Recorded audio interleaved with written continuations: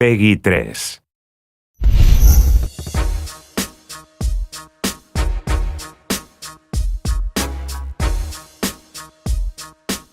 When I first got in the league, there's a lot of tough guys, at least from my perspective, because once again, I considered myself the lowest on the totem pole, and I had to learn. So I looked at every experience as a learning experience. Physically, it was a much more physical game than what it is today. You couldn't walk across the lane without getting checked. Or the screens, illegal screens, holding. You always had to pay a price. Be it if you were aggressive and you were a gun-ho guy and you go in with the understanding that I'm gonna get hit, I'm gonna pay the price, but that's part of the game. I'm not gonna be afraid to go inside. Those are types of things that these kids don't even have a clue of how we had to grow up or how we had to play. The people that influenced my basketball skills when I was growing up as I was watching NBA, Walter Davis, Dr. J, David Thompson. Dr. J's style, it was something that I absolutely loved because of the way he can handle the basketball with his one hand. He can move the ball. I had big hands. So in terms of being able to control the ball and be creative with the ball with your hands, to me that was intriguing because very few people have big hands. Are there rules to talking trash? I only talk trash to people that I knew, my friends, Patrick Ewing, Bird, Magic, those type of guys. But I never talk trash to people that I didn't know or people I'm just meeting. And if they did, my game always did my talking. I never say anything. So this can be something you probably could print.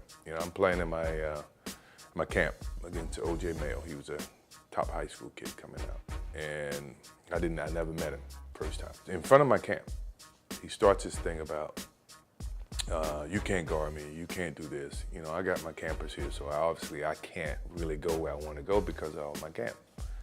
So I stop the camp, send the kids to bed. We go back to playing.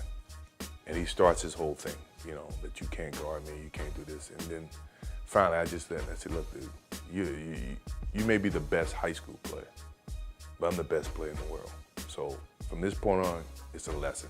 And from that point on, it was a lesson. He never won a game. I posted him up, I did everything. If I can ever show you that film, and if you can ever ask him that, ask him about the thing that happened at my camp. I don't consider that trash, I consider that fact. You call it trash. You gotta be very competitive. I think a lot of my defense is because of my competitive nature, is that I don't want you to outscore me, or I don't want you to score a certain number of points on me.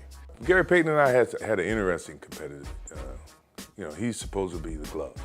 And the media made a little bit of a splash, and then the next thing you know, we're playing against them in 95-96 for the playoffs.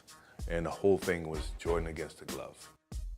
I mean, he was good at defending, me to get the ball, but once I got the ball, I felt like I always had the advantage, so, it wasn't really a problem to me. He's a Hall of Famer now, I think he's very deserving of it, but we did have our battles.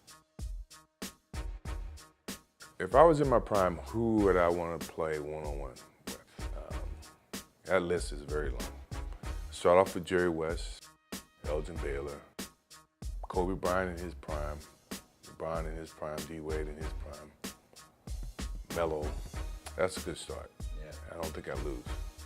Other than Kobe Bryant, because he steals all my moves.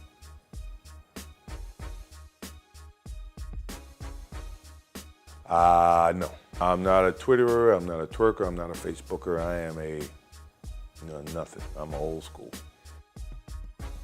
What is twerking, by the way?